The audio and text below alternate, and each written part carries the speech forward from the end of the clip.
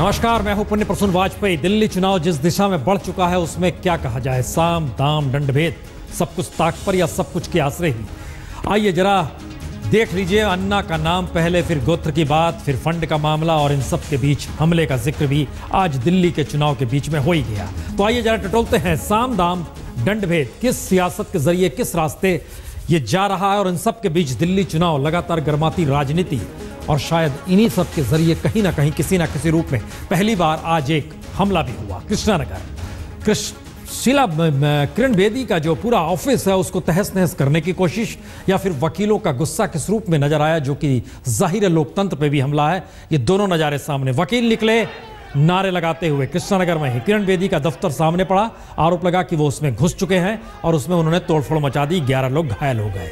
तो एक पहली बार दिल्ली का ये नजारा भी 1988 का जिक्र दरअसल हम कर रहे हैं। यहाँ पर 30 हजारी कोर्ट में वकीलों पर लाठीचार्ज उस समय किरण बेदी के जरिए कराया गया था। एक वकील को हथकड़ी पहनाई गई थी, उसका गुस्सा दिल्ली के वकीलों में और उन वकीलों के बीच। लेकिन ये पहली बार नजारा कि क्या वाकई उन्होंने हमला किया। हालांकि नाम सामने अभी तक नहीं आया है, चेहरे सामने नहीं आए हैं, लेकिन इन सब के बीच चुनाव हिंसक दिशा में मुड़ा है, इससे इनकार नहीं किया जा सकता है।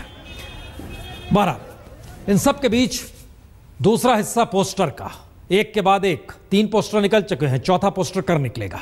तस्वीर देखिए इन पोस्टरों के जरिए, समझने की कोशिश कीजिए कि हर घेरा कुछ ना कुछ बताता है। पहले हिस्से में यह बात आई थी कि दरअसल अन्ना हजारे को दीवार पर टांग के माला पहना दी गई। दूसरे हिस्से में आया अन्ना नाम को केजरीवाल के जांग के नीचे। तीसरे हिस्से में आया उपद्रवी गोत्र।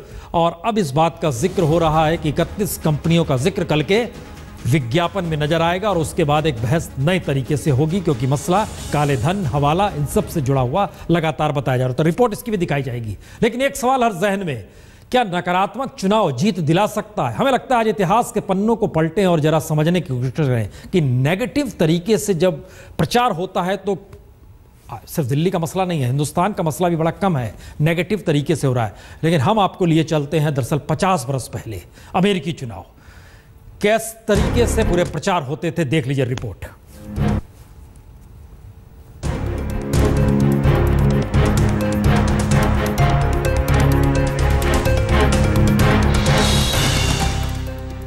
विज्ञापन खुद पर नहीं बल्कि विरोधी पर हमला करते विज्ञापन, और हमले में विरोधियों के जरिए विरोधियों पर ही निशाना।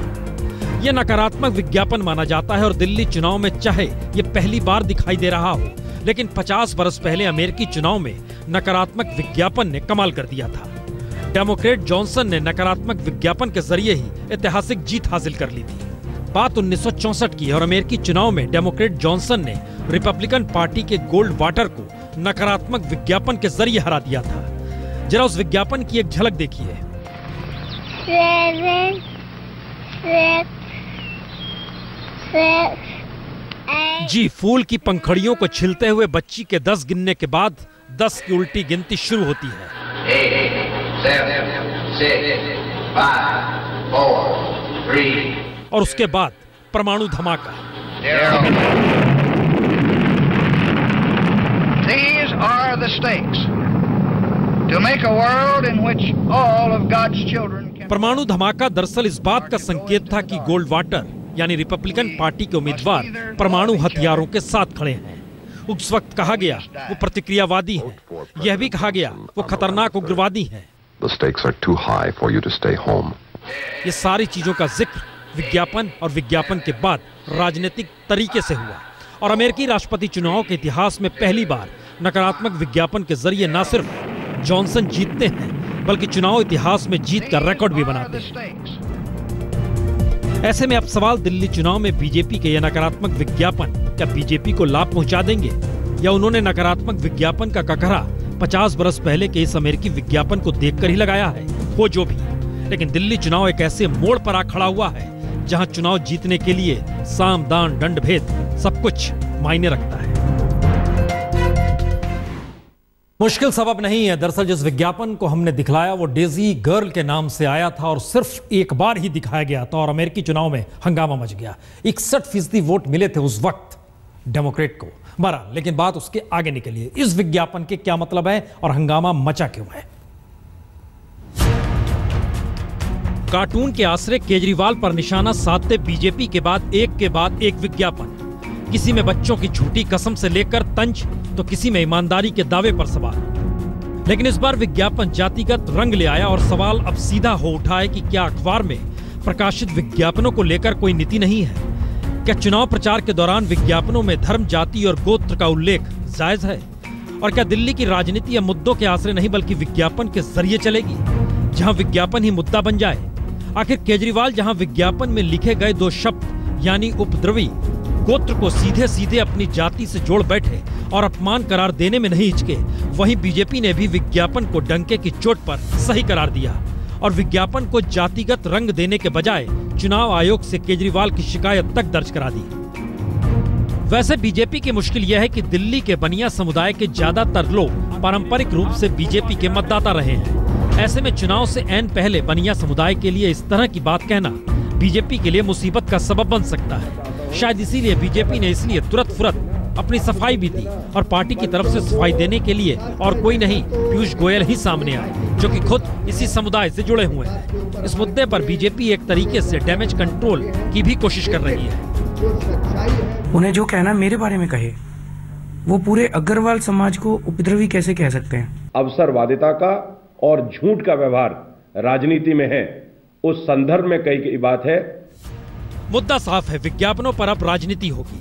बीजेपी ने तो जानबूझकर उन मुद्दों को ही छेड़ा है जिससे आम आदमी पार्टी तिलमिलाए, लेकिन आम आदमी पार्टी का एक धड़ा भी मानता है कि इन विज्ञापनों को तूल देकर पार्टी को इसका लाभ मिल सकता है। यानी विज्ञापन में नैतिकता का सवाल हाशिए पर है और इससे फायदा नुकसान की राजनीति सतह पर। गेंद अब चुनाव आयोग के पाले में जा सकती है, जिसकी मॉनिटरिंग कमेटी टेलीविजन में विज्ञापनों के कंटेंट को तो देखती है, लेकिन प्रिंट मीडिया में प्रकाशित विज्ञापनों पर उसका कोई जोर नहीं। हाँ, गलती हुई तो पार्टी और प्रकाशक जिम्मेदार ठहराए जा सकते हैं। यानी प्रिंट मीडिया में पॉलिटिकल एड को लेकर चुनाव आयोग का कोई अंकुश शुरुआती दौर में है नहीं और प्रिंट एड को लेकर कभी किसी पार्टी या उम्मीदवार को कोई सख्त सजा मिली नहीं या फिर ऐसा हुआ नहीं। यानी बात सीधी सी है, प्रिंट मीडिया के विज्ञापनों को हथियार बनाकर राजनीतिक दल एक दूसरे को निशाना बना सकते हैं और विज्ञापन के इस जंग से चुनावी मुनाफा किसे होगा यह तो दूर की गोटी है, लेकिन उससे चुनाव तीखा होता चला जाएगा। और चूंकि चुनाव में बहुत कम दिन बचे हैं, तो ना तो ऐसे विज्ञापन रुकेंगे और ना ही विज्ञापन को लेकर सियासत।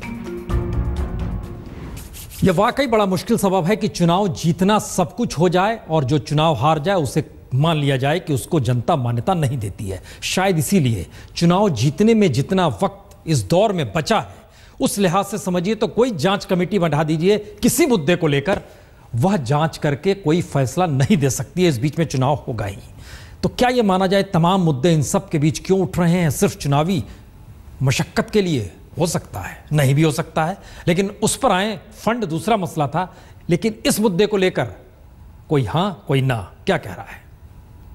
पूरे अग्रवाल समाज को उपद्रवी बताया है। उन्होंने लिखा है कि मैं उपद्रवी गोत्र से हूं। भाजपा की लड़ाई मुझसे हो सकती है। उन्हें जो कहना मेरे बारे में कहे, वो पूरे अग्रवाल समाज को उपद्रवी कैसे कह सकते हैं? ये तो बिल्कुल गलत है। भारतीय जनता पार्टी को पूरे अग्रवाल समाज से माफी मांगनी चाहिए। उनका जो राजनीतिक व्यवहार है, जो उनका अराजकता का डीएनए है, राजनीतिक संदर्भों में की गई बात को वो एक दूसरा ट्विस्ट देना चाहते हैं। हम इस बात पर कायम हैं, जिस प्रकार का उनका अराजकता का, अवसरवादिता का और झूठ का व्यवहार राजनीति में है, उस संदर्भ में कही गई बात है। चुनाव धीरे धीरे उल्टी गिनती तक पहुंच चुका है। वक्त बहुत कम है। 5 तारीख को प्रचार बंद, 7 तारीख को वोटिंग, 10 को फैसला। ध्यान दीजिए तो कितने दिन बचे हैं प्रचार के लिए? 5 तारीख के लिहाज से देखिए तो आज हम 2 तारीख में खड़े हैं, 3 दिन, उससे भी कम का वक्त अब। और इन सब के बीच एक एनजीओ भी आज सामने आया। उसने कहा दरअसल ये फंड लेते हैं, वह भी बोगस कंपनियों के जरिए। रिपोर्ट देखिए। भारत माता की इनकलाब, इनकलाब।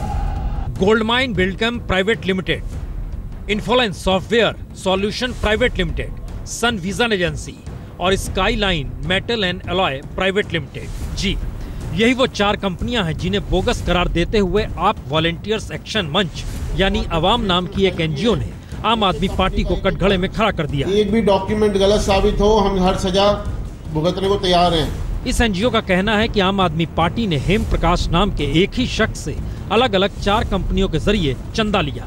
इन चारों कंपनियों से 50-50 लाख रुपए यानी कुल 2 करोड़ रुपए बतौर चंदा आम आदमी पार्टी को मिला।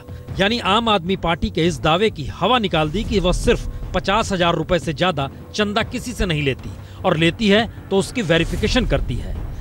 ऐसे में एनजीओ आवाम के मुताबिक जिन 4 बोगस कंपनियों से फंड लिए गए, उन 4 कंपनियों का कोई अता पता है ही नहीं। इन कंपनियों का रजिस्टर्ड पता झुग्गियों में है, यानी ये कंपनियां करती क्या है, कहां से चलती हैं, डायरेक्टर कौन कौन है, इसकी कोई भी जानकारी सार्वजनिक तौर पर उपलब्ध नहीं है। और इन कंपनियों का पता जिन झुग्गियों में दिया गया, वहां कोई भी इनके बारे में नहीं जानता। महत्वपूर्ण है कि चारों कंपनियों का पता दिल्ली के गोकुलपुरी, पालम कॉलोनी, रामलीला पार्क और करावल नगर का दिया गया है। जबकि सच्चाई यही है कि इन 4 नाम की 4 कंपनियां इन चारों जगहों पर है ही नहीं। अब सवाल है, चुनाव है तो ऐसे में जवाब देना होगा। जवाब दिया भी गया।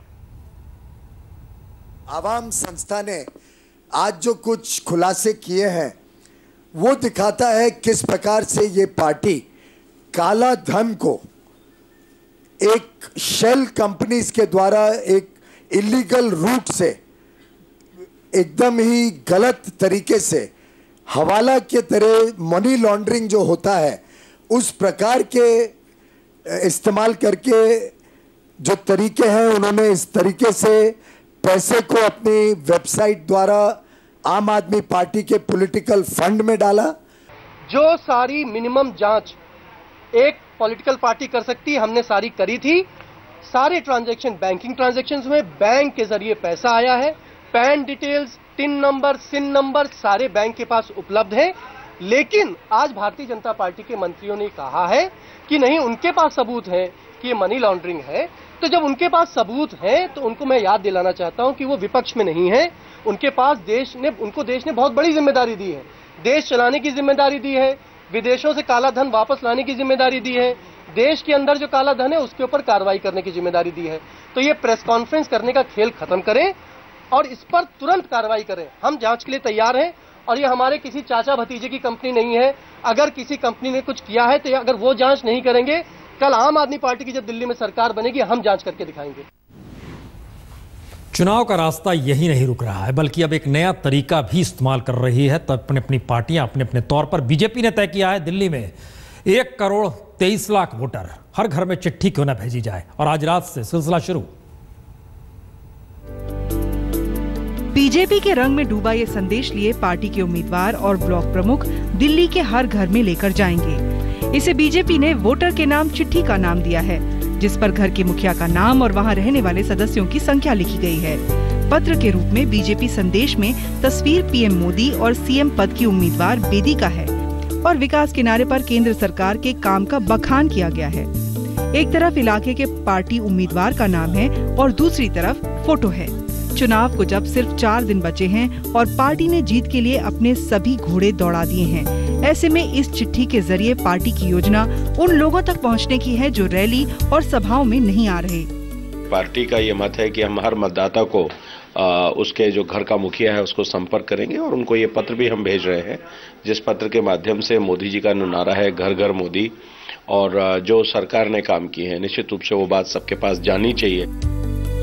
लोकसभा चुनाव में पार्टी ने घर घर मोदी का नारा दिया था, लेकिन दिल्ली में यह नारा देर से याद आया।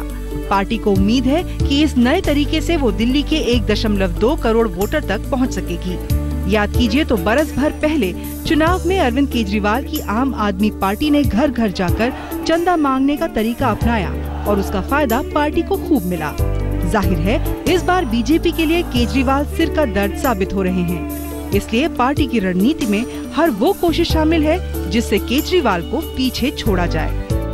दिल्ली के हर वोटर हर घर के लिए एक चिट्ठी है और चिट्ठी पर लिखा है एक संदेश।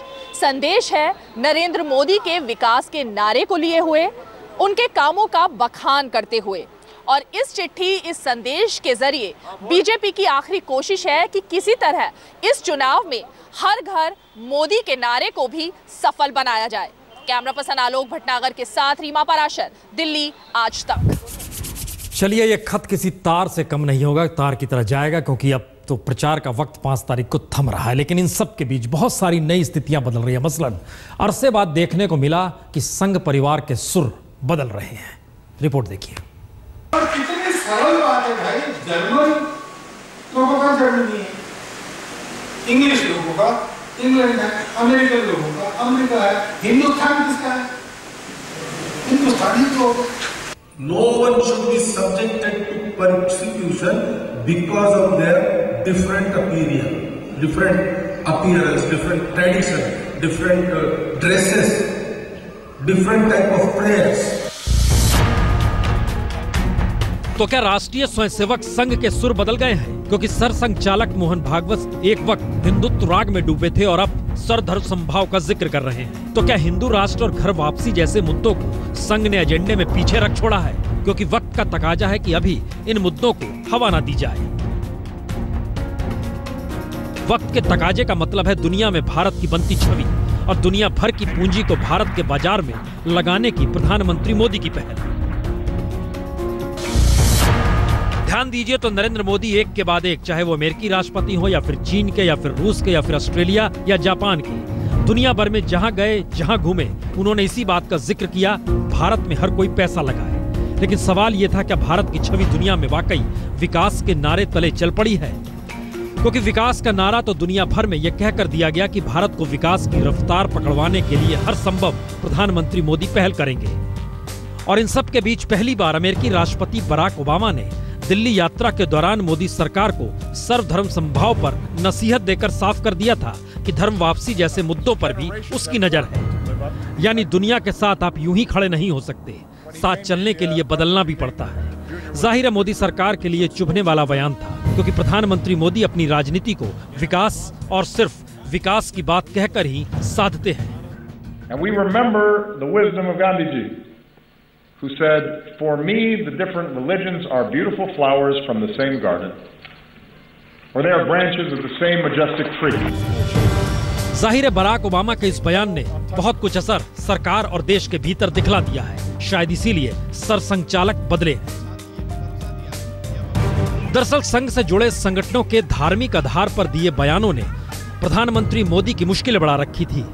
धार्मिक मुद्दों पर बयानबाजी प्रधानमंत्री मोदी के साथ सबका साथ सबका विकास वाले नारे से मेल नहीं खाता। इसी वजह से घर वापसी के मुद्दे को हवा देने वाले राजेश्वर सिंह को संघ ने हटा दिया, साक्षी महाराज को नोटिस थमा दिया, साध्वी के बयान पर माफी मांग ली गई। और माना यही जा रहा है कि अमेरिकी राष्ट्रपति ओबामा की नसीहत के बाद संघ के आला नेताओं से भी बात हुई और ऐसी बयानबाजी से राष्ट्रीय तौर पर क्या गुल खिल सकते हैं या क्या मुश्किल आ सकती है, अंतर्राष्ट्रीय तौर पर भी इस बात का जिक्र भी किया गया। इसीलिए लगाम लगाना जरूरी है। वैसे बीजेपी के आला नेता इस बात से भी चिंतित है कि सत्ता में आने के बाद कट्टर हिंदुवादी नेता उनके न चाहते हुए भी मान नहीं रहे और उन्हें बयानबाजी के लिए ढील लगातार मिल रही है। ऐसे में जाहिर है जिम्मेदारी संघ की है और संघ को जिम्मेदारी निभानी है। लेकिन मुश्किल इतनी बार नहीं है। मुश्किल यह है कि फिलहाल मोहन भागवत के बयान को गंभीरता से लेते कोई नेता देख नहीं रहा, क्योंकि जिस वक्त मोहन भागवत सभी धर्मों के सम्मान का जिक्र कर रहे हैं, लगभग उसी वक्त साध्वी प्राची ने विवादास्पद बयान देकर फिर वही बस छेड़ दी कि क्या मोदी राज में कट्टर हिंदुवादी संगठनों और नेताओं पर लगाम लगाना वाकई नामुमकिन है। दरअसल ये सवाल इस दौर में किसी अबूझ पहेली की तरह हो चला है, क्योंकि जिस तरफ विकास की बात, दूसरी तरफ आरएसएस, उसकी हिंदुत्व की सोच और इन सब के बीच जो एक पूरी ट्रेनिंग है सामाजिक शुद्धिकरण की, उसे क्या हाशिए पर वाकई ढकेल दिया जाए। सुन लीजिए, जिस वक्त सरसंघचालक कह रहे थे सर्वधर्म समभाव, उस वक्त साध्वी प्राची क्या कह रही थी और फिर उस पर बीजेपी के नेता ने क्या कहा। बहुत सारी समस्याएं बढ़ती जा रही, हमारी बेटियों को लव जिहाद के माध्यम से उनको कलावा बांध करके ये जो 35-40 पैदा करते हैं ना, ये लव जिहाद फैला रहे हैं। भारतीय जनता पार्टी इस प्रकार के किसी भी बयान से सहमत नहीं है। वो बयान कोई भी दे, हम उसको उचित नहीं मानते। भारतीय जनता पार्टी इस वक्त राष्ट्रवाद, सुशासन और विकास के अलावा कोई चर्चा न करना चाहती, न जनता उस किसी चर्चा को स्वीकार करना चाहती। तब ऐसी परिस्थिति में इस प्रकार के बयानों का कोई ना औचित्य है, ना समाज में मान्यता है।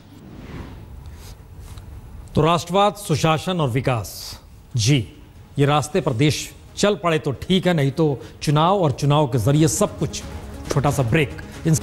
दिल्ली चुनाव की गर्मी का मतलब क्या, ये इससे भी समझ लीजिए कि आज दिन भर में तमाम राजनीतिक दलों के 52 सभा या रैलियां हुई। उसमें 16 रैली बीजेपी की थी और 14 आम आदमी पार्टी की। बाकी कांग्रेस और दूसरी तमाम पार्टियों की कुल मिला के 52 रैली। इस तरीके से गर्माहट है, लेकिन मौसम तो ठंडा है, जरा देख लीजिए।